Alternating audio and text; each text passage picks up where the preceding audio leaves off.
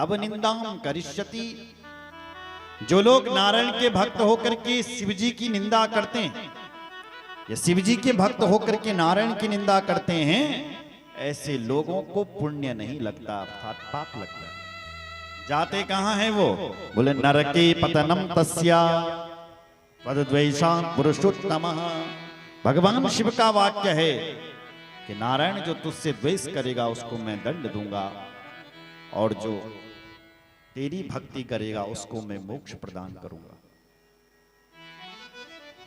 राम जी क्या कह रहे थे राम कथा में? शंकर प्रिय मम द्रोही शिव द्रोही मम दास, ते नर कले कलप भरी घोर नरक में वास। ते नर करें कलप भरी घोर नरक में वास। सीधे से शब्दों में है शंकर प्रिय और मम द्रोही। राम जी कह रहे हैं शिव द्रोही मम दास। जो राम की पूजा करता है शंकर को अपना दुश्मन मानता है, शंकर की पूजा करता है राम को दुश्मन मानता है, राम को नहीं मानता है, ते नर कलहि कल्प भरी घोर नरक में वास। एक कल्प तक वो घोर नरकों में वास करता है। जय श्री राम। अब एक कल्प कितना बड़ा होता है? कलयुग की आयु है 4,32,000 वर्ष। इससे ठीक दुगनी आयु है द्वापर की 8,64,000। इससे ठीक 3 गुनी आयु त्रेता की है और 4 गुनी आयु सतयुग की। तो सबको मिलाकर के हो जाएगा 43,20,000 वर्ष। जब हम लोगों के 43,20,000 वर्ष होते तब एक चतुर्युगी होती है। तो हमारे 43,20,000 वर्ष जब चारों युग 1,000 बार बीत जाए तब एक चतुर्युगी होती है। तो उसी को ही एक कल्प कहते हैं। तो जब एक कल्प आता है तो ब्रह्मा जी का एक दिन होता है, एक दिन। और इतने बड़े ब्रह्मा जी की 100 साल की आयु। तो जब ब्रह्मा जी के 100 साल पूरे होते हैं तब शिव जी की आंखें झपकती है। बता सकते हैं आप? तब नारायण भगवान की आंखें झपक रही है जब ब्रह्मा जी के 100 साल पूरे हो रहे हैं। अब ब्रह्मा जी का 100 साल कितना बड़ा है, कल्पना नहीं कर सकते, गिनती से बाहर है बिल्कुल। बोलो जय श्री राम। तो इतने कल्पों तक वो नरक में वास करेगा। इसलिए शिव जी और नारायण में कोई फर्क नहीं करना चाहिए, ये दोनों ही एक है, इन दोनों में कोई फर्क नहीं। पर एक भक्त ने फर्क किया। बोले किसने? बोले नारद ने। कब किया? बोले एक समय की बात है। एकस्मिन् समये विप्रा नारदो मुनि सत्तमा ब्रह्मपुत्रो विनीतात्मा तपोर्थम मन आदई। एक समय की बात थी, नारद जी घूमता घूमता हमारे उत्तराखंड में चले आया ब्रह्मलोक से। कहां आया? उत्तराखंड में। और जैसे ही उत्तराखंड की भूमि को नारद जी ने देखा तो प्रसन्न हो गया नारद जी। वाह जी वाह, हम कितनी प्यारी भूमि में आ गए, हिमालय की भूमि। हिमगिरी गुफा एक अति पावनी, हिमगिरी गुफा एक अति पावनी, हिमगिरी गुफा एक अति पावनी, हिमगिरी गुफा एक अति पावनी। वहाँ समीप सुरेसरी सोहावन, वहाँ समीप सुरसुरी सोहावन, सुरसुरी सोहावन। नारद जी जब उत्तराखंड आया और हिमालय की भूमि को जब नारद जी ने देखा, सुंदर सुंदर गंगा यमुना अलकनंदा इत्यादि नदियां बह रही थी, तो नारद जी को बहुत अच्छा लगा। नारद जी को लगा भैया यहां तपस्या की जाए, यहां आश्रम बनाया जाए। तो आश्रम क्या बनाना था, नारद जी ने एक आश्रम भी देख लिया। आश्रम परम पुनीत सुहावा, देख देव ऋषि अति मन भावा, अति मन भावा, अति मन भावा। आश्रम परम पुनीत सुहावा। सुंदर नारद जी ने एक आश्रम देखा और नारद जी का मन किया इसी आश्रम में बैठ करके भगवान की कथा सुनी जाए, भगवान का ध्यान किया जाए। तो नारद जी को श्राप लगा हुआ है। देखो, नारद जी ने प्रजापति के पुत्रों को सन्यासी बना दिया था, बाबा जी बना दिया था, बाबा। तो उस प्रजापति ने नारद को श्राप दिया कि ए नारद, मेरा बचपन अभी संसार भी नहीं देखा और तूने इनको बाबा बना दिया। ए नारद, तू जैसा पाखंडी है, मैं तुझे श्राप देता हूं। तस्मात् लोकेषु ते मूढ़ा न भवेत् भ्रमतः पदम। तेरा जो ये पैर है ना, ये एक जगह पर नहीं टिकेगा, तू ऐसा घूमता ही रहेगा, घूमता रहेगा। नारद ने सोची, रमता जोगी बहता पानी अच्छा लगता है, तो हम घूमते रहेंगे तो अच्छा ही तो है, बढ़िया साफ मिल गया। तो ठीक है भैया, नारद जी ने कोई श्राप बगल में नहीं दिया, बदले में नहीं दिया और चल पड़े वहां से। बोलो जय श्री राम। वही श्राप नारद जी को लगा हुआ है कि नारद जी एक जगह पर कहीं टिकता नहीं है, पर उत्तराखंड में आकर के टिक गया, बैठ गया हिमालय की भूमि पर और तप करने लगा। सुमिरत हरि शाप गति बाधी, सुमिरत हरि शाप गति बाधी, सुमिरत हरि शाप गति बाधी, सुमिरत हरि गति शाप गति बाधी। सहज बिमल मन लागी समाधि, सहज बिमल मन लागे समाधि, सहज बिमल मन लागी समाधि, सहज बिमल मन लागी समाधि। समाधि लग गई नारद जी, और नारद जी कठोर तप करने लगे। बोलो जय श्री राम। नारद जी तप कर रहे थे, ध्यान में मगन थे। ये सूचना देवराज इंद्र को सुनाई पड़ी कि नारद जी हिमाचल में, हिमालय में, हिमाचल को हिमालय को, हिमालय में तप कर रहा है। जैसे ही देवराज इंद्र ने यह सुना कि नारद जी तप कर रहा है, देवराज इंद्र की धड़कन तेज हो गई। क्यों? क्योंकि इस धरती पर जब कोई ज्यादा तप करता है ना, तो वो सीधे स्वर्ग जाता है। तो स्वर्ग के लोग जो गद्दी पर बैठे हुए हैं, उनको गद्दी खाली करनी पड़ती है।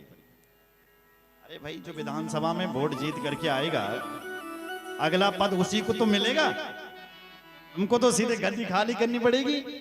ठीक ऐसी है, ठीक स्वर्ग में भी जब कोई यहाँ ज्यादा तपस्वी आता है, ज्यादा तपस्या कर देता है और यहाँ से जब मर करके ऊपर जाता है, तो जो स्वर्ग के लोग बैठे हुए हैं उनको गद्दी खाली करनी पड़ती है। वो जाते कहाँ हैं? क्षीणे पुण्य मृत्युलोकम विशंति।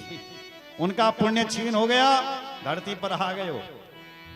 ठीक ऐसे ही हो जाता है। जय श्री राम। तो देवराज इंद्र की धड़कन तेज हो रही, क्योंकि नारद तप कर रहा है। तो देवराज इंद्र ने क्या कहा, क्या किया कि कामदेव को भेजा और कामदेव से कहा कि तुम जाओ और नारद जी की तपस्या में विघ्न बाधा डालो। मेरी मां, आप जो भी कथा सुनते हो, जो भी पूजा पाठ करते हो, आज भी इंद्र देवता उसको चुरा लेते हैं अगर हम उसको भगवान को अर्पण नहीं करते हैं। तो जो आपने किया है पूजा पाठ, तो हमारे पंडित जी कहते हैं जल हाथ में लो और जिस भगवान के लिए किया उसे अर्पण करो। उसके बाद सक्राय नमः कर दो, इंद्र चोराय नमः। नहीं तो इंद्र सब ले जाता है पुण्य, आज ही परंपरा है। तो जब देवऋषि नारद जी कठोर तप करने लगे, इसकी धड़कन तेज हुई, तो इसने कामदेव को भेजा। कामदेव ने पहले तो मना कर दिया, मैं नहीं जाता हूं भैया, बड़ी मुश्किल से दोस्तों मैं शिव जी से बचा, फिर मुझे जन्म मिला, अब मैं नहीं जाऊंगा। इंद्र ने कहा मैं तुझे मार दूंगा अगर तू नहीं गया तो, जा जल्दी। अब ये गया। इस कथा को, ये कथा दो जगह लिखी है, बाबा गोस्वामी जी ने भी और शिव पुराण में भी ये कथा है। बाबा गोस्वामी जब इस कथा को लिख रहा था तो उन्होंने एक टिप्पणी कर दी। टिप्पणी क्या कर दी? बोले देखो देखो, सूख हाट लिए भाग सठ, स्वान रखी मृगराज, छीन लिए जन जान जड़, हिम सुरपति नला। देखो देखो, इस देवराज इंद्र को शर्म भी नहीं आ रही है, लज्जा भी नहीं आ रही है, क्योंकि नारद जी के साथ ऐसा व्यवहार कर रहा है जैसे कुत्ता करता है। कुत्ता, अब कुत्ता कैसा व्यवहार करता है? एक कुत्ता गया जंगल में, कुत्ता गया जंगल में, अब उस कुत्ते को जंगल में मिल गई एक हड्डी। क्या मिली? हड्डी। अब वो कुत्ता क्या करने लगा कि उस हड्डी को चबाने लगा, जोर जोर से चबाने लगा कुत्ता उस हड्डी को। अब हड्डी से तो खून निकला नहीं, कुत्ते ने जब वो हड्डी जोर जोर से दबाई तो उसके मसूड़ों से ही खून निकल गया। कुत्ता सोच रहा है कि हड्डी से खून आ रहा है और कुत्ते को बड़ा स्वाद आ रहा है। इतने में क्या हुआ कि जंगल के शेर ने गर्जना की। जैसी शेर की आवाज आई तो कुत्ते ने सोचा कहीं शेर ना आ जाए और जिस हड्डी को मैं खा रहा हूं इस हड्डी को मुझसे ना छीन ले, इसलिए सूख हाट ले भाग सट। इसलिए कुत्ता उस जंगल से उस हड्डी को लेकर के भागा। अब मूर्ख कुत्ते को यह नहीं मालूम कि शेर तो किसी का किया हुआ शिकार नहीं खाता है। अरे शेर तो जंगल का राजा होता है, शेर तो अपने आप शिकार करता है तब खाता है, वो तेरी इस सूखी हड्डी का क्या करेगा। पर मूर्ख कुत्ता सोच रहा है कि कहीं शेर इस हड्डी को ना ले जाए मुझसे छीन करके, इसलिए भाग रहा है, भाग रहा है। वही व्यवहार देवराज इंद्र भी कर रहा है। देवऋषि नारद जी को इंद्र की गद्दी से कोई लेना देना नहीं है। अरे इनको गद्दी चाहिए होती तो इन्होंने ब्याह करना था, इन्होंने तो ब्याह ही नहीं किया नारद जी ने। ये तो फक्कड़ महात्मा है, पर इसको डर लग रहा है कि फक्कड़ होते हुए भी कहीं गद्दी ले ली तो। बोलो जय श्री राम। इसलिए इसको डर लग रहा है, फक्कड़ भी बड़े तेज होते हैं, कहीं गद्दी ना ले ले, इसलिए बड़ी बड़ी बाधाएं डाल रहा है। बोलो जय श्री राम। सूख हाट लिए भाग सठ, इसलिए आ रहा है, बाधाएं डाल रहा है। कामदेव आ गया। कामदेव ने अपनी कलाएं दिखा दी, अपनी पत्नी रति को साथ में लेकर के और अपने बेटे बसंत को साथ में लेकर के आया। तो काम कला कछु मुनहि न ब्यापनी, निज मान निज भय डर वो मनोभव पापिनी। कामदेव आ गया, बहुत बाधा डाल दिया, लेकिन काम कथा कछु मुनहि न ब्यापनी। कामदेव देवऋषि नारद जी पर कोई भी विघ्न बाधा नहीं डाल सका। भयहु न नारद मनु कछु रोसा, कहे प्रिय वचन काम परितोषा। नारद जी की तपस्या में बाधा डाला, पर नारद जी के मन में कोई विक्षेप उत्पन्न नहीं हुआ। नारद जी, कामदेव परेशान हो गया तो नारद जी ने कहा भाई भाई, नारद जी की समाधि खुल गई। नारद जी ने कहा भाई सुन कामदेव,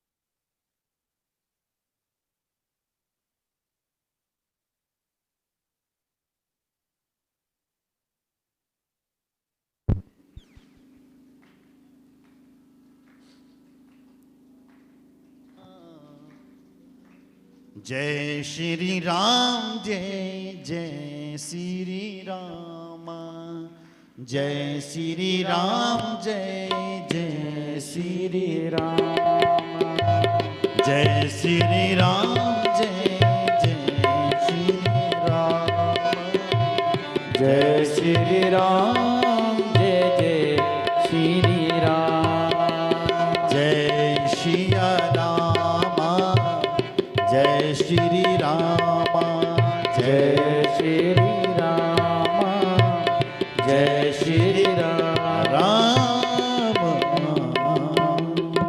बोल रामचंद्र भगवान की जय। हर हर महादेव।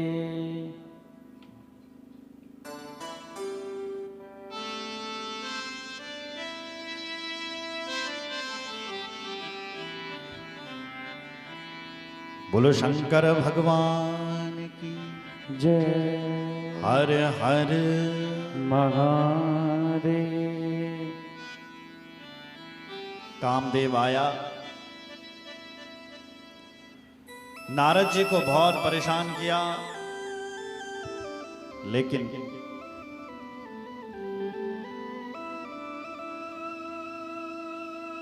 नारद जी के मन में कामदेव जी कोई भी विक्षेप उत्पन्न नहीं कर सका।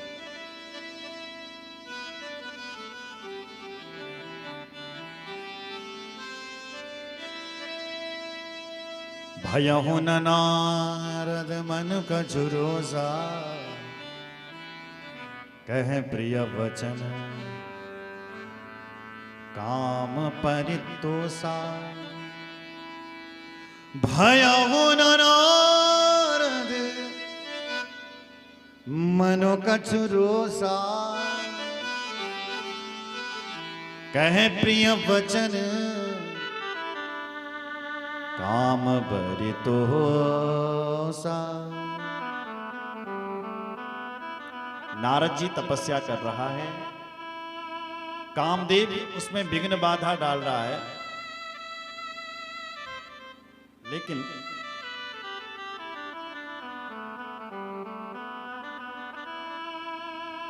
लेकिन कामदेव की ये हिम्मत नहीं है कि नारद जी के मन में कोई विक्षेप उत्पन्न कर सके।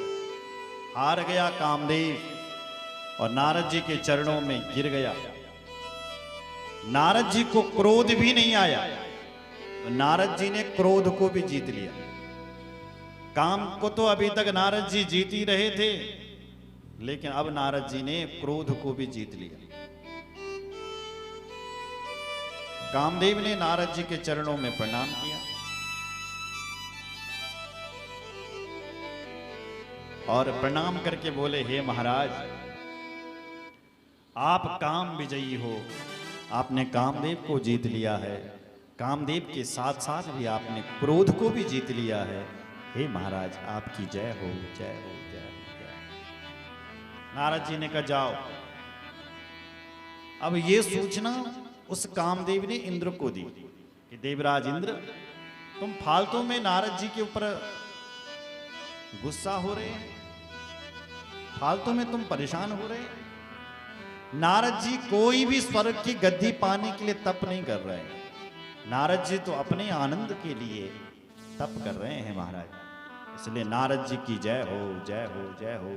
नारद जी ने काम को जीत लिया है और काम के साथ साथ नारद जी ने क्रोध को भी जीत लिया, इसलिए नारद जी की जय हो। अब ये सूचना हर जगह फैल गई कि नारद जी ने काम को जीत लिया, क्रोध को भी जीत लिया।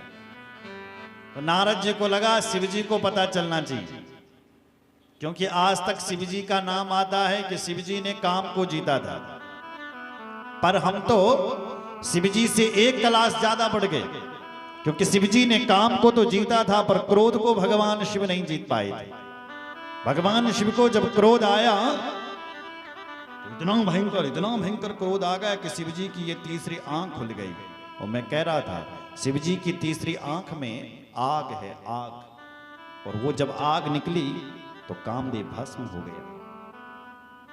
जब वो आग शांत नहीं हो रही थी तो ब्रह्मा जी ने समुद्र में डाल दी। जब समुद्र भी उस आग को नहीं सुखा पाया तो उस आग से ही एक जलंधर नाम का दैत्य प्रकट हो गया। बता सकते हैं? जल से प्रकट हुआ।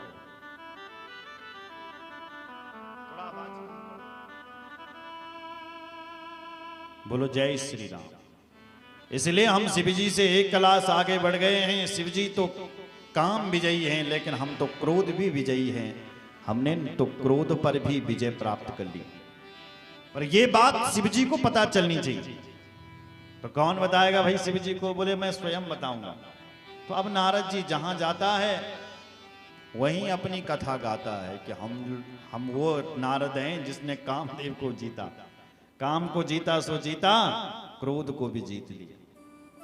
एक दिन चलता चलता वहां नारद शिव जी के पास चले गए।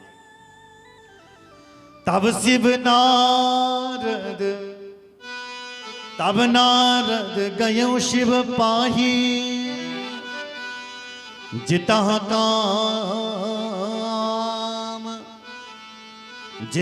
काम अहमिति मन माही। जिता काम अहमिति मन माही। जिता काम। नारद जी, जो नारद अभी तक भगवान की कथा सुनाता था, वो नारद अपनी कथा सुना रहा है कि देखो देखो हम वो नारद हैं जिन्होंने कामदेव को जीत लिया है। शिव जी को पास किया और शिव जी को सब कुछ सुना लिया। शिव जी कहने लगा, अरे भाई नारद तुझे क्या हो गया? जब भी मेरे घर में आता था तो हमेशा नारायण की कथा गाता था, नारायण नारायण बोलता था। ये तुझे क्या हो गया? ये तो आप अपनी कथा सुना रहा है। आवाज देखो भाई, नारद, भगवान की होती है कथा और इंसान की होती है व्यथा। लेकिन जब वो व्यथा भगवान से जुड़ती है तो वो भी कथा बन जाती है। इसलिए अपनी व्यथा क्यों सुना रहा है? भगवान की कथा सुना रे नारद। बार बार बिनहो मुनि तो ही, जिमि यह कथा सुनायहु मोही। तिमि जन हर ये सुनायहु कब हो, चले हो प्रसंग दुरायहु तब हो।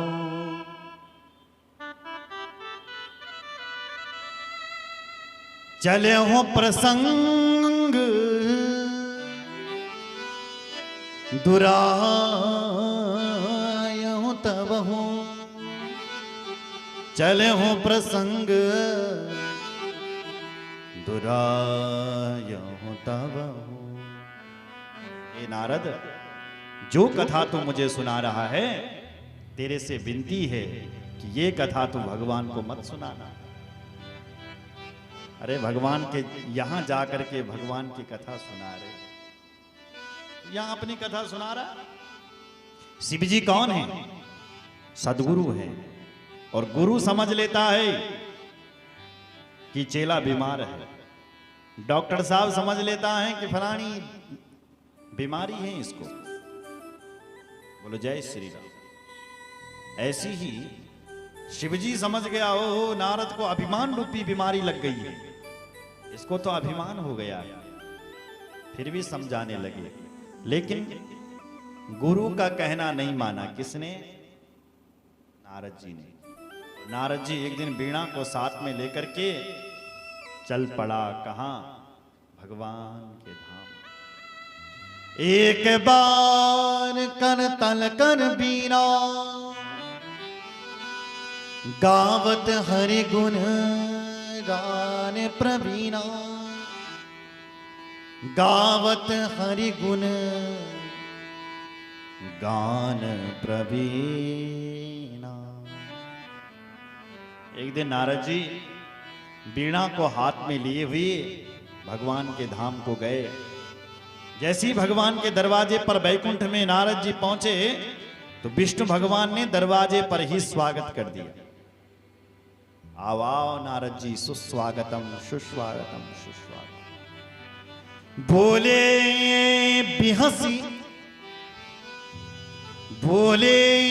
बिहसी चराचर राया, बहुते दीनन कीन मुनि दाया, बहुते दीनन कीन मुनि दाया। हे मुनि, बहुत दिनों के बाद मेरे घर में आए थे, कहां गए थे तुम? बोलो जय श्री राम, बोलो जय श्री राम, और जोर से बोलो,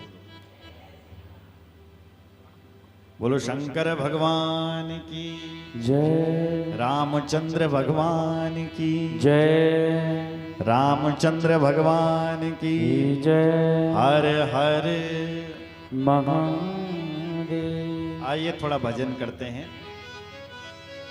मुझे लग रहा है कि आपको आलस्य आ रहा है ना? क्योंकि मुझे लग जाता है कि शायद मन नहीं लग रहा आपका।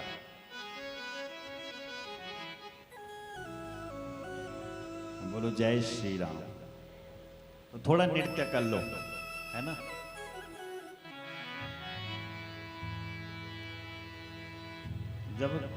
जब आप शादी में जाते हो तब खूब नृत्य करते हो ना।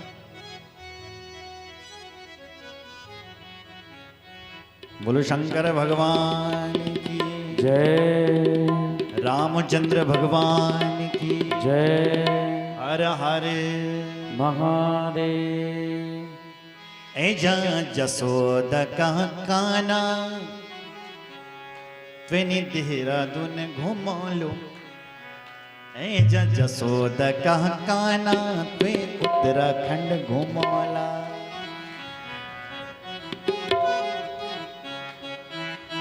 ओ ऐजा जसोदा कहाँ काना त्वे देहरादून घुमाला। ऐजा यशोदा का काना वे देहरादून घुमौला। ऐजा जसोदा कहाँ काना त्वे देहरादून घुमाला। ऐजा यशोदा का काना वे वृंदावन घुमौला। ऐजा जसोदा कहाँ काना त्वे देहरादून घुमाला। ऐजा यशोदा का काना वे वृंदावन घुमौला। ऐजा जसोदा कहाँ काना त्वे नथुआ घुमाला। ऐजा यशोदा का काना वे नथुआ घुमौला। ऐजा जसोदा कहाँ काना त्वे देहरादून घुमाला। ऐजा यशोदा का काना वे वृंदावन घुमौला। जय हो।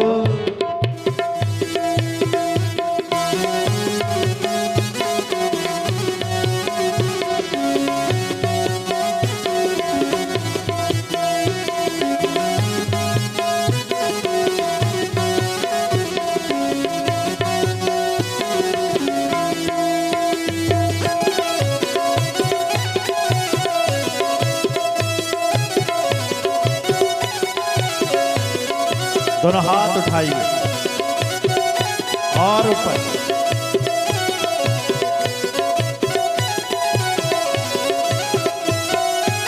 फूलों को हंसिया बोलो गायों को चरैया। फूल को होशिया होलो गायों को चरैया। फूलों को हंसिया कहना गायों को चरैया। फूल को होशिया काना गायों को चरैया। तेरा नाम मेरा कहना मन मां बसैया। तेरा नाम मेरा काना मन मां बसैया। तेरा नाम मेरा कहना मन मां बसैया। तेरा नाम मेरा काना मन मां बसैया। जा जसोदा कह हरि बोल। बनी देहरादून घुमौला। चल यशोदा का काना ते देहरादून घुमौला। जा जसोदा का काना त्वे मालदेवता घुमौला। जा यशोदा का काना ते मालदेवता घुमौला। जय हो कृष्ण कन्हैया लाल की।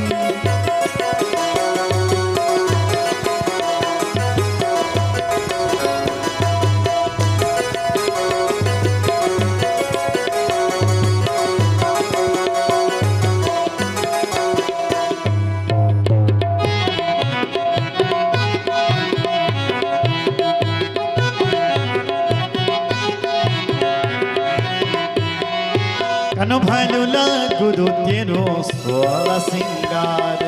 कनु भलो लागदु तेरो सोल सिंगार कन भैलू देखे दुकान को 16 सिंगार कनु भलो लागदु तेरो सोल सिंगार चांदी को मुकुट होलो सोना को हार चांदी को मुकुट होलो सोना को हार चांदी को मुकुट काना को सोना को हार चांदी को मोट काना को सोना को हार चले राधा रुके हरि मानी बोल। बने राधुन घुमाला चले राधा रुक माणी ते उत्तराखंड घुमौला चले जसोदा का काना ते उत्तराखंड घुमाला जय यशोदा का काना ते उत्तराखंड घुमौला जसोदा का काना ते उत्तराखंड घुमाला जय यशोदा का काना ते उत्तराखंड घुमौलो देवभूमि घुमौला ते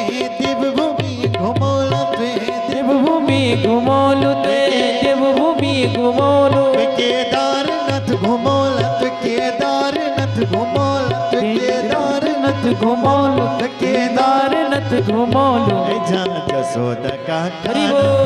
देवभूमि घुमौला जय यशोदा का काना ते देवभूमि घुमौलो जसोदा का काना तेरी उत्तराखंड घुमौला चल यशोदा का काना ते देवभूमि घुमौलो जसोदा का काना ते उत्तराखंड घुमौला चल यशोदा का काना ते देवभूमि घुमौलो घुमौला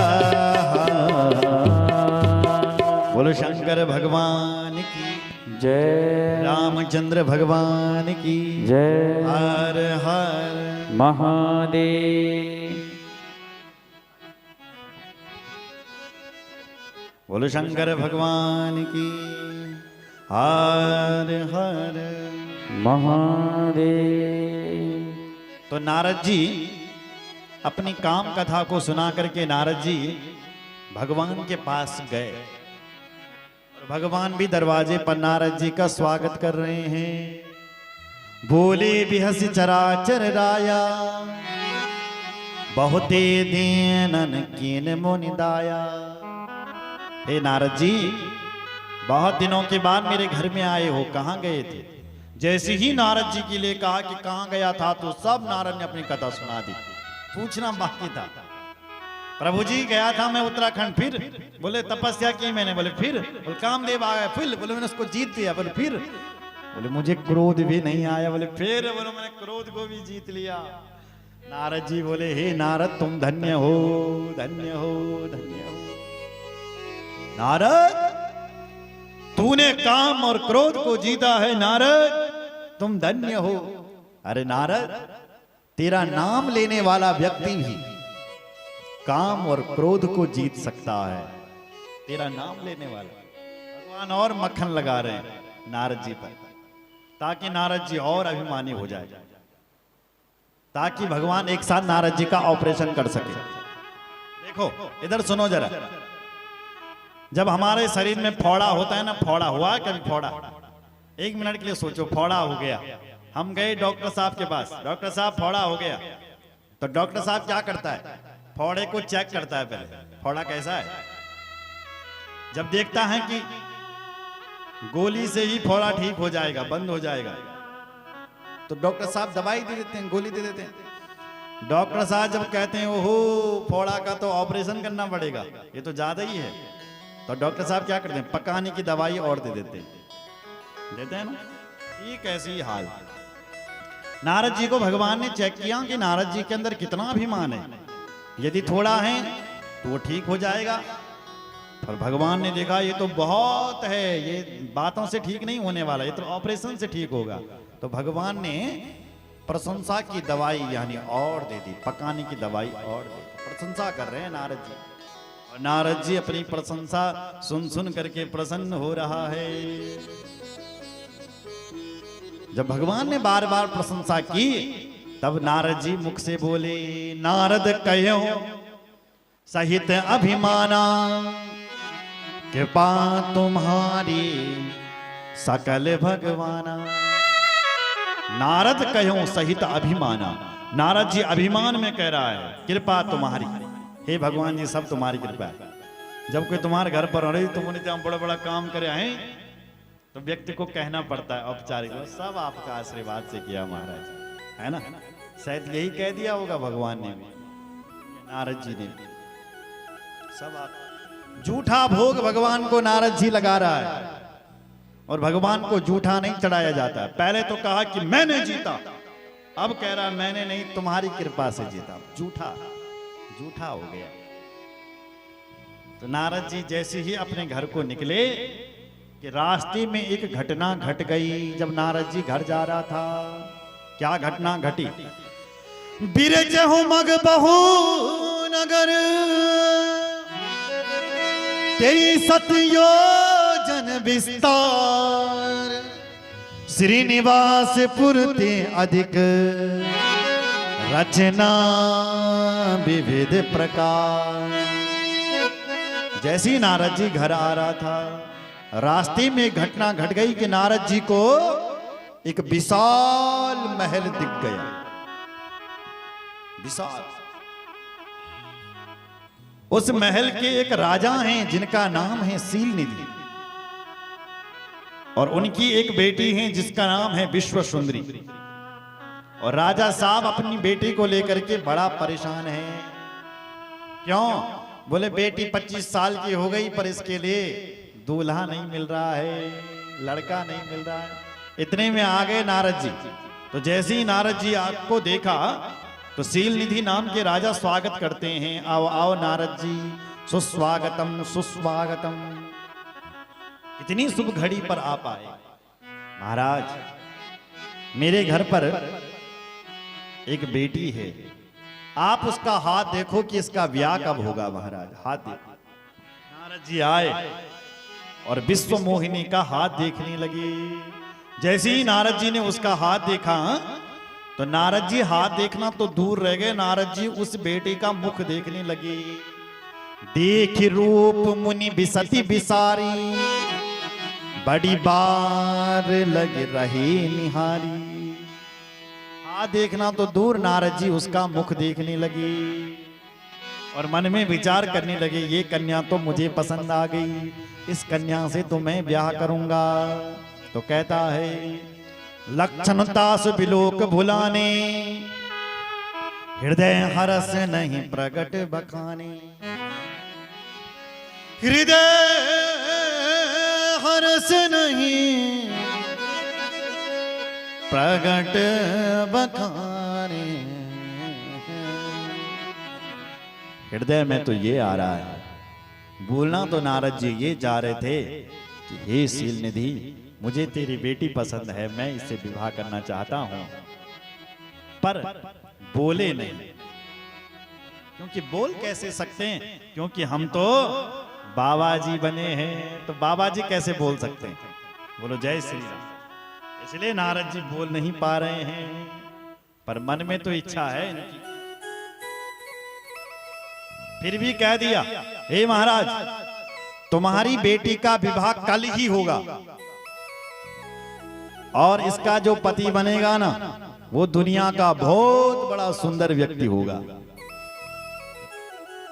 इसलिए, और सुंदर के साथ साथ अजर और अमर भी होगा। इसलिए दुनिया में सूचना भेजो कि जो भी सुंदर सुंदर राजकुमार हैं, कल सुबह हमारी बेटी से विवाह करने के लिए हमारे दरबार में आ जाए। ठीक है महाराज। इतना कह करके नारद जी चले गए। अब नारद जी सोच रहा है कि कन्या तो मुझे पसंद आ रखी है, विवाह तो मैं करना चाहता हूं, पर हम तो इतने सुंदर है नहीं भैया, क्या करें? तो मन में ध्यान आया कि हमारा भगवान बहुत सुंदर है। कौन? नारायण। तो मैं नारायण से ही सुंदरता मांगता हूं। तो मन में विचार कर रहा है, हरिसन मांगो सुंदरताई, होए जात गहरो अति भाई, मोरे हित हरि सम नहीं को, ए अवसर सहाय सोई हो। इस समय तो मेरी सहायता केवल नारायण ही कर सकता है। तो नारायण के पास जाऊंगा, थोड़ा आवाज कम रखो, और नारायण भगवान से मैं सुंदरता मांगूंगा। हरिसन मांगो सुंदरता। भगवान के पास गया नारद जी, भगवान से कहने लगा, भगवान जी प्रणाम। भगवान बोले, बेटा आजा, स्वागत है। क्यों, अभी अभी तो तू गया था, फिर वापस आ गया? तब बोला, भगवान जी मैं ब्यो कनु चांद अपड़ो। क्या बोला? प्रभु जी मैं अपनी शादी करना चाहता हूं। बोले फिर? बोले कन्या पसंद करके आया हूं। बोले फिर? बोले क्या, आप मुझे सुंदर बना दो। बोलो जय श्री राम। भगवान भी हंस पड़े। भगवान बोले बना दूंगा तुझे सुंदर। नारद जी बोले प्रभु बनाना, पर एक बात का विशेष ध्यान रखना। क्या? जय विधि होए नाथ हित मोरा, करों से बेगिन दास में तोरा। हे भगवान जी, सुंदर तुम मुझे बना लेना, पर जिसमें मेरा हित हो, कल्याण हो, तुम वही करना जिसमें मेरा हित हो। अब नारद का हित किसमें है वो भगवान अच्छी तरीके से जानते हैं। जैसे छोटा बच्चा अपनी मां से चाकू मांगे, क्या मां दे देती उसे चाकू? या कुछ ऐसी चीजें मांगे जिससे बेटे को खतरा हो, तो मां नहीं देने वाली। बोलो जय श्री राम। ऐसी ही नारद भगवान से सुंदरता मांग रहा है विवाह करने की, तो कह रहा है कि आप वही करना जिसमें मेरा हित हो। भगवान बोले हित की बात कर रहा है नारद, जय विधि होई परम हित